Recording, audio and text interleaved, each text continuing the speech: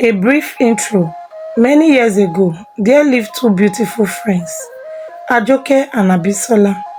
Ajoke was married with two beautiful daughters, while Abisola was still single with no suitors coming around any longer.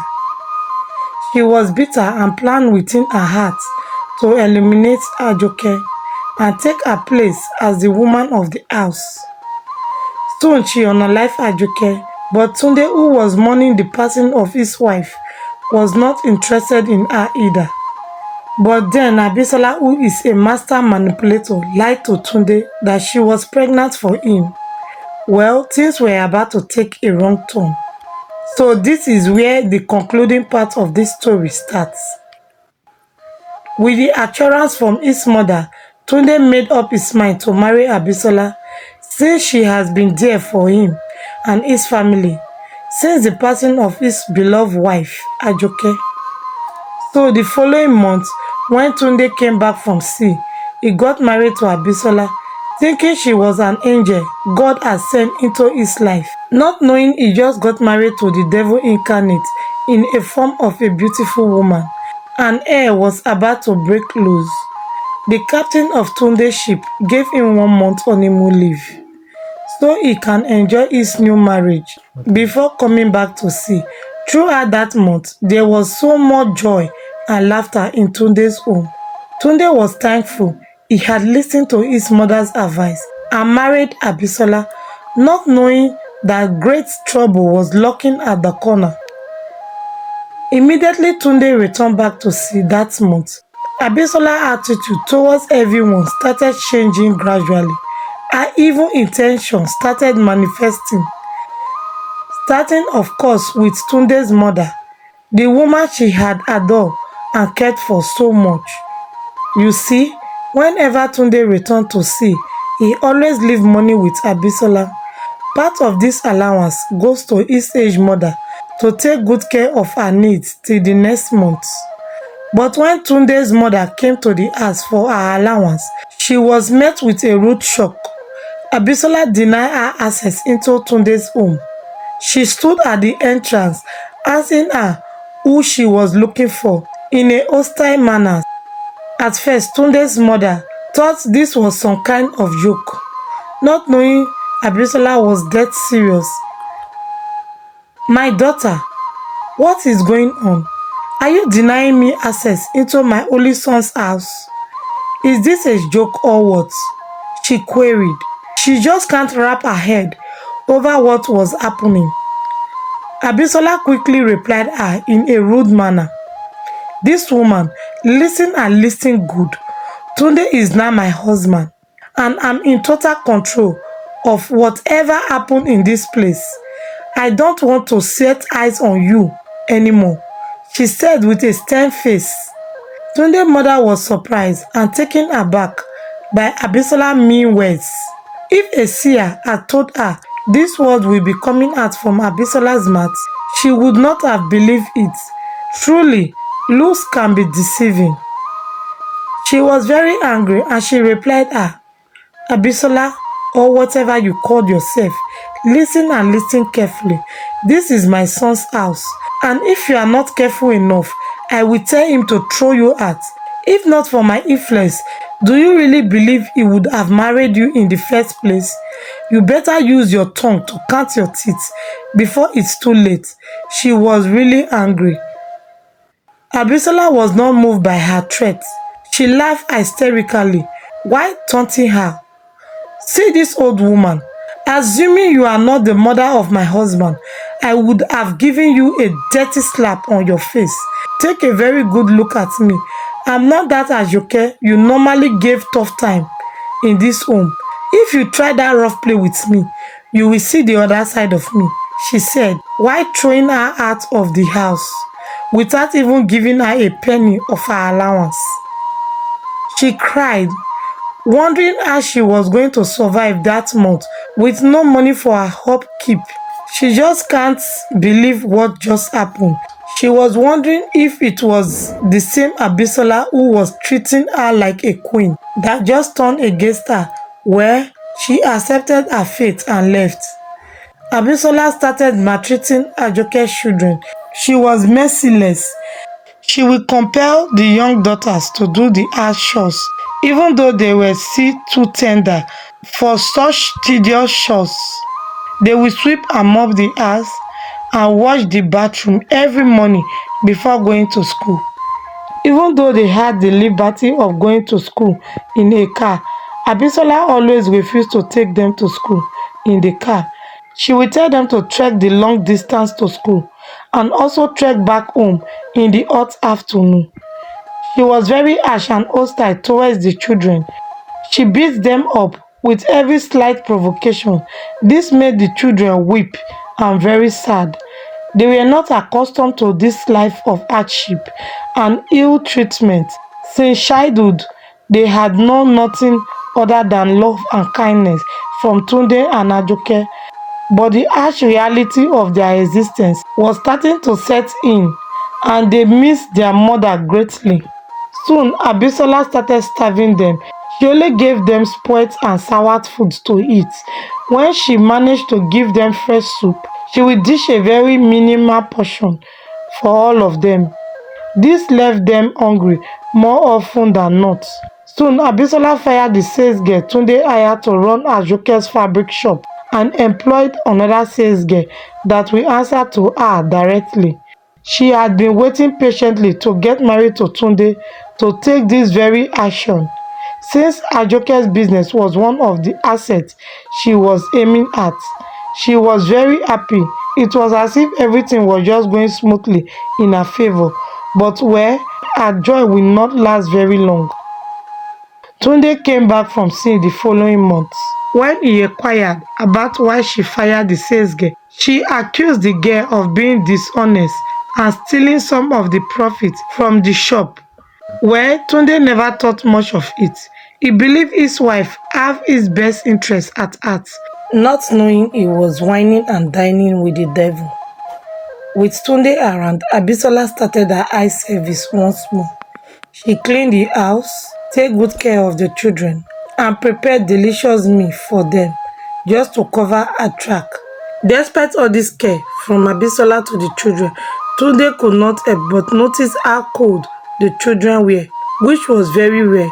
The children who were otherwise always joyful and filled the home with their laughter were looking very cold and unhappy. Tunde was greatly disturbed. He was wondering what could be wrong with them. In deep concern, he called his wife Abisola that evening to discuss this with her. My dear wife, I want to thank you a lot for taking very good care of our home while I was away at sea. But I must confess that I don't understand what is wrong with my children. He said in a calm voice. Whenever I come back from sea, I know how they normally run to me in great joy and dot all about me and are all over the place, playing heartily. But I'm surprised to see how quiet and sad they look this time around. Are you sure they are feeling fine? What is wrong with my kids? He queried Abisola.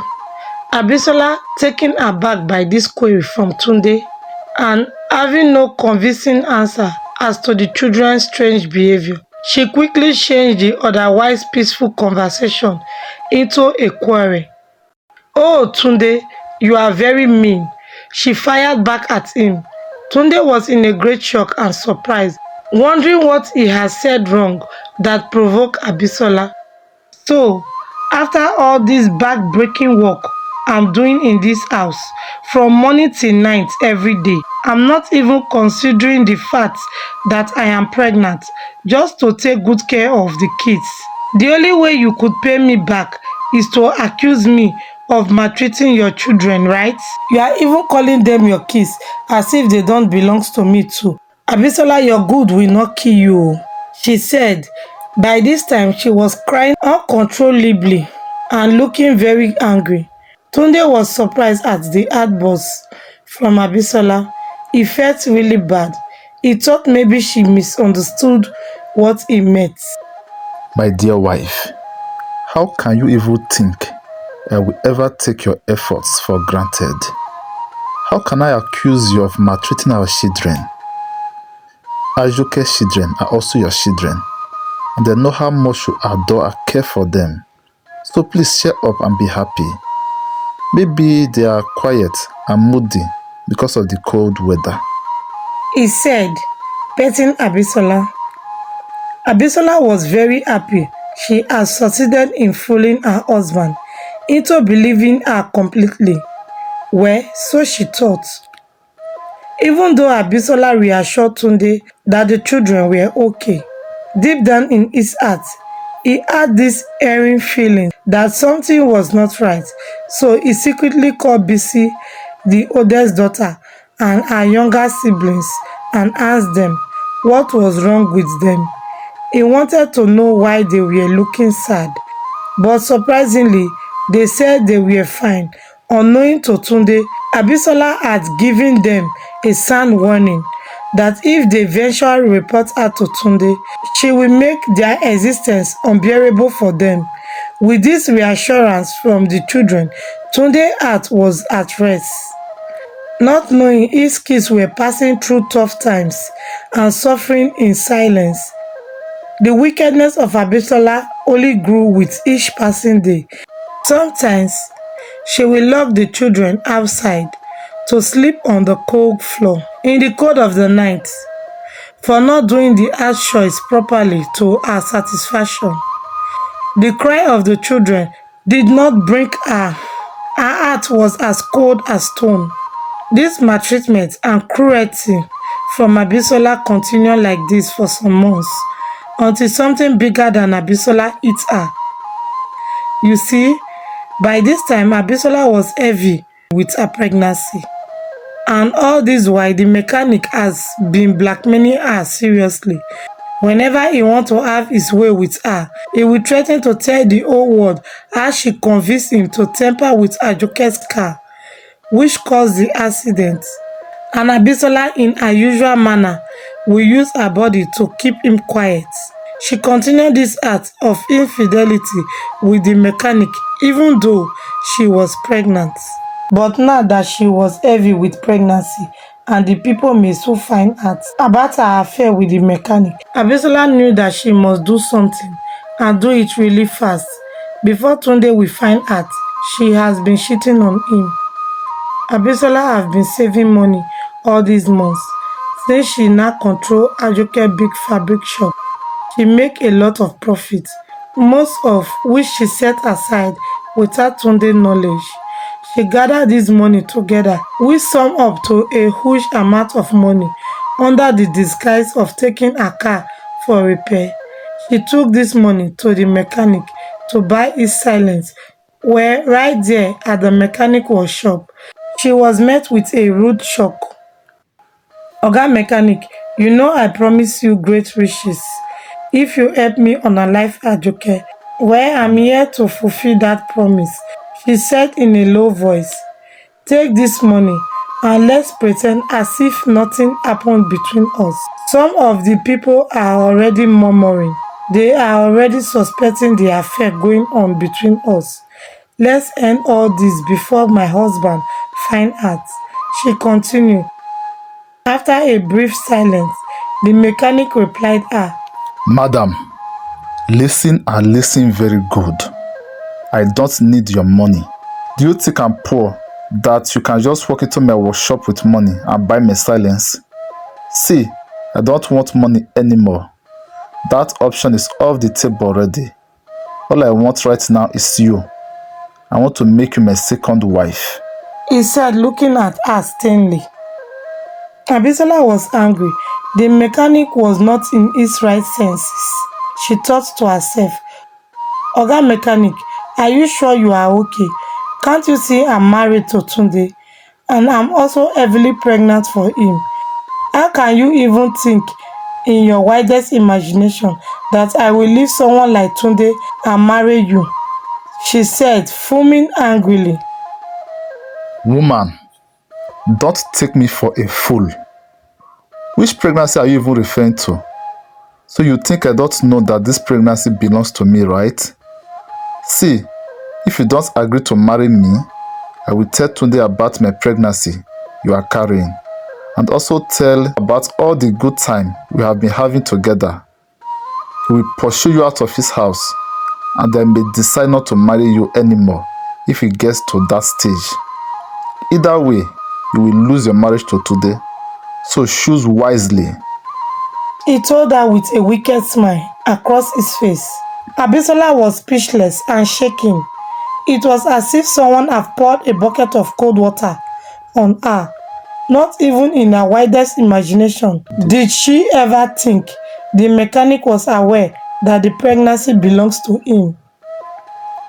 She left the mechanic workshop, deep in thought and very confused. She knew the mechanic was not someone to back down easily on his threats, and she knew she had to do something and do it really fast before her husband returned back from sea that week. Right now, she was standing between the devil and the deep blue sea. Left with no other option, she decided to visit the mechanic one last time with a dark plan in her heart. Hey, before we jump right back into the story, we just crossed the 1,000 subscribers benchmark. And I must say a special thank you to all our super fans from all over the globe, the USA, Nigeria, Ghana, Jamaica, South Africa, the UK, Kenya, Trinidad and Tobago, Sierra Leone, Zambia, etc. Thanks so much for the love and support. You made this happen. Now, if you are yet to subscribe to Anita Chocolate, please smash the subscribe button. Alright, back to the story. Abisola paid the mechanic one final visit. She was sick and tired of the constant blackmail, and she came up with a plan to silence him forever. With a potent poisonous substance in her grasp, she set out for the mechanic's place. In the dead of the night, when she sneaked into the mechanic's house that night, he was very happy to see her. But just before he pounced on her like a hungry lion, Abisola suggested they should take a little wine to spice up the moment. The mechanic, suspecting nothing, gladly accepted. He opened a bottle of wine and they started drinking. Abisola did not take much wine because of her pregnancy. She took just little sip while encouraging the mechanic to drink on.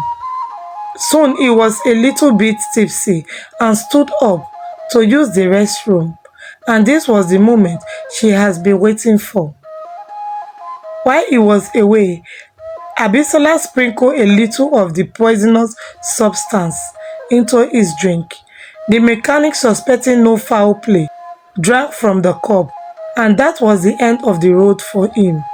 The poisonous substance took effect almost immediately.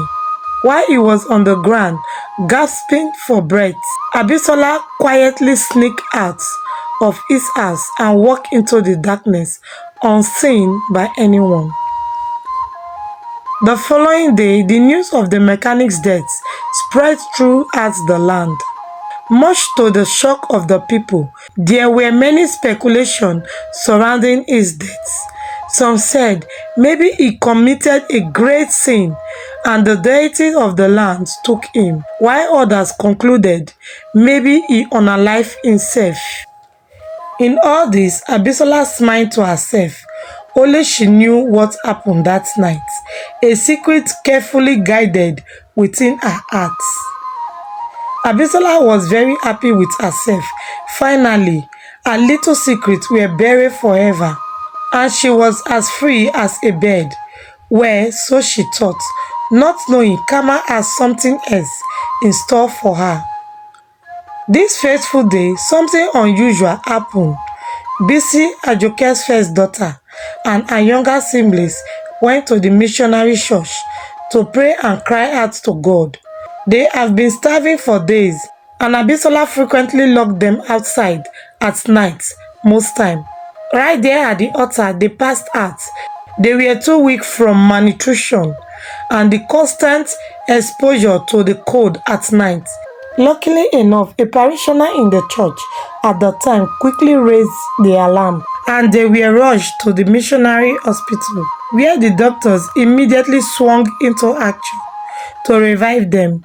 Coincidentally, Abisola, who was heavily pregnant, also started having labor pains and was rushed to the missionary hospital too, where the doctors started attending to her.